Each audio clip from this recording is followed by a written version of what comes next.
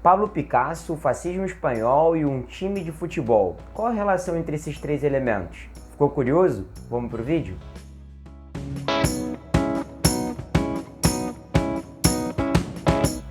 Hoje a gente vai falar sobre futebol aqui no canal Aula do Tarek. Mas antes disso, já curta aqui o vídeo, se não é inscrito no canal, faça isso para nos ajudar a aumentar o nosso alcance, bem como também o engajamento aqui do canal. E eu estou preparando uma aula especial sobre história, futebol e identidade. Se você se interessa por esse assunto, seja você um vestibulando ou não, um aluno de ensino médio ou alguém que é apaixonado por história e por futebol, clica aqui no link que vai estar na descrição do vídeo para fazer a sua pré-inscrição, porque a partir da demanda de vocês eu vou começar a alinhar os valores, as datas, os horários, para que a gente consiga fazer um curso muito legal, uma aula muito legal sobre história, futebol e identidade. Fechou? Então vamos explicar a relação entre os elementos que eu comentei na abertura desse vídeo. Pablo Picasso, o importante artista espanhol, o fascismo na Espanha a partir da condução do general Francisco Franco de uma ditadura que dura 4 décadas e um time de futebol, o Athletic Bilbao.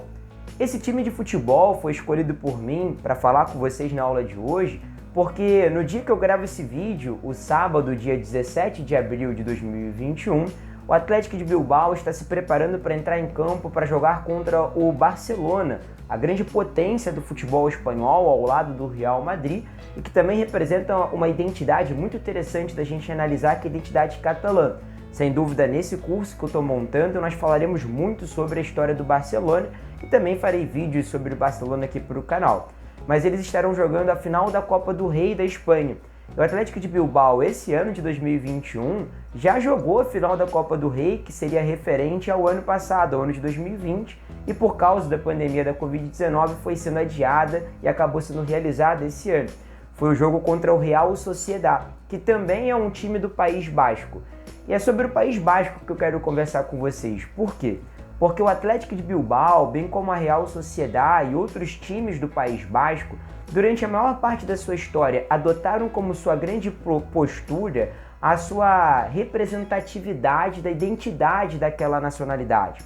O País Basco é uma cidade autônoma, uma região, na verdade, autônoma dentro da Espanha, e que durante a ditadura do general Francisco Franco foi proibida de se manifestar enquanto região autônoma, perdeu, portanto, a sua autonomia, bem como também não podia ser utilizado o idioma basco, não podiam ser utilizados os elementos identitários, a bandeira do País Basco, as características que fazem desse um povo, uma comunidade nacional, mesmo que integrando um território nacional de outro país. O País Basco vive dentro da Espanha, está dentro da Espanha, e uma parte do País Basco também está no território francês. Fica bem lá no norte da Espanha, fazendo divisa com a França. E durante a ditadura de Franco isso se tornou algo proibido, não podia ser utilizado o idioma do País Basco, não podiam ser utilizados os símbolos do País Basco. E nesse caso, o Athletic Bilbao, bem como o Real Sociedad, levantavam essas bandeiras. Dentro dos seus jogos, os torcedores se comunicavam falando a língua basca, bem como também nos símbolos, nos brasões dos clubes, existem referências à identidade e à história do País Basco. Por exemplo, no símbolo do Clube Athletic Bilbao está lá a Árvore de Guernica. A Árvore de Guernica que historicamente revela muito sobre o que é ser basco, uma vez que os monarcas espanhóis, desde a época medieval, eles iam até o País Basco e abaixo desse carvalho de Guernica prometiam ali que garantiriam a autonomia da região, que não interfeririam, que não imporiam a língua espanhola ou castelhano, como nós conhecemos, que não imporiam os símbolos nacionais da monarquia espanhola, portanto que preservariam, que respeitariam essa comunidade autônoma. E durante o período da Guerra Civil Espanhola, de 1936 a 39, que foi a guerra que fez com que o general Francisco Franco instalasse a ditadura fascista naquele país, um ataque alemão à cidade de Guernica traz à cena aqui no nosso vídeo o artista Pablo Picasso. Por quê? Porque com certeza vocês já viram essa tela que vai ser projetada aqui. Lembram dessa tela? O título dessa tela é Guernica.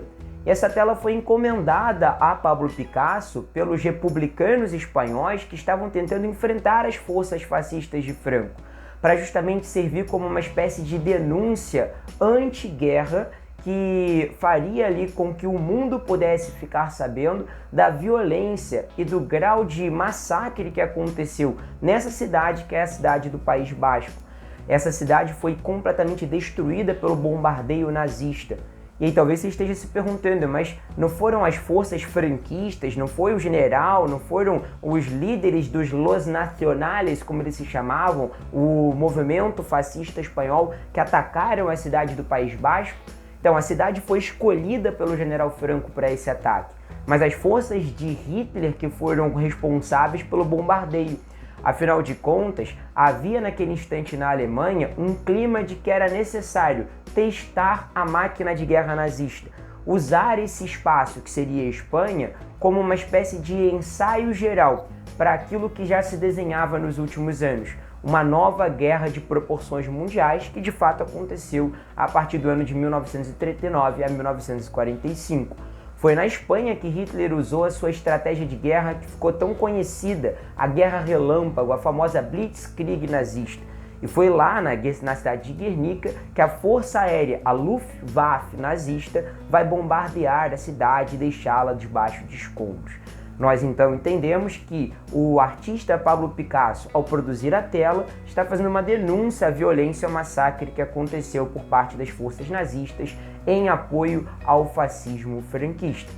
E o Athletic Bilbao, junto com o Real Sociedad e outros times do País Basco, em 1940 alinham a seleção do País Basco, com o objetivo de fazerem jogos fora da Espanha e, a partir desses jogos, poderem promover a causa basca e denunciar a violência do nacionalismo extremista conduzido pelo governo fascista de Franco.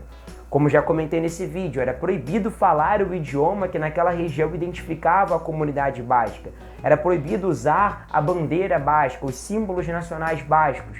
E até mesmo o nome do time Athletic Bilbao foi forçado a ser alterado, a ser modificado. Por quê? Porque dentro da premissa do ideário fascista, do nacionalismo exacerbado, qualquer tipo de estrangeirismo deveria ser combatido. E o Athletic Bilbao usa no seu nome a palavra em inglês, por conta da formação, da fundação do seu clube ter sido feita por ingleses lá no País Basco. Então, naquela época do general Franco, foi forçado a mudança do nome. Essa mudança se tornou uma adequação, uma tradução natural de Athletic Bilbao para Atlético de Bilbao. Mais uma vez, depois do final da ditadura fascista, o nome foi reestabelecido como ele era originalmente, até hoje o é. Então, na final da Copa do Rei, que vai acontecer no dia de hoje, ainda não aconteceu no momento que eu estou gravando esse vídeo, não sei o resultado, mas provavelmente na edição já saberei, vou colocar aqui o resultado, Tarek do futuro, segura essa. E falando a respeito do Atlético de Bilbao, vocês verão que o nome do clube foi restaurado. Então, basicamente, a identidade basca ela é bastante representada hoje em dia por esse grande time. Até porque, até os dias de hoje, mantém-se uma política no clube de priorizar a contratação de atletas que nasceram no País Basco ou que têm ascendência basca.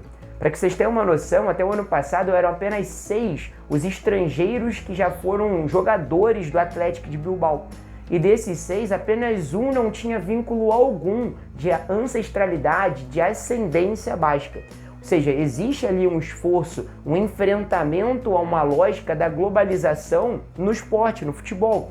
Hoje em dia você pega o time do Barcelona, que representa a identidade catalã, e tem como principal jogador um atleta argentino, que não tem vínculo algum com a causa catalã, pelo menos não em termos de formação enquanto indivíduo. Ele hoje, o Lionel Messi, várias vezes é porta-voz da causa catalã, isso é bastante reconhecido por parte dos torcedores do Barcelona, mas ele não é nascido na região, ele não tem família da região. Aliás, os grandes times do mundo são times que são representados por atletas de várias origens. Os times da Inglaterra, os grandes times da Espanha, da França, da Itália. E o Atlético de Bilbao mantém a sua competitividade contratando apenas jogadores bascos ou de ascendência basca. o que mostra ao mundo como que é uma questão tão importante para aquelas pessoas valorizar a sua identidade nacional, fazer parte dessa comunidade autônoma do País Basco.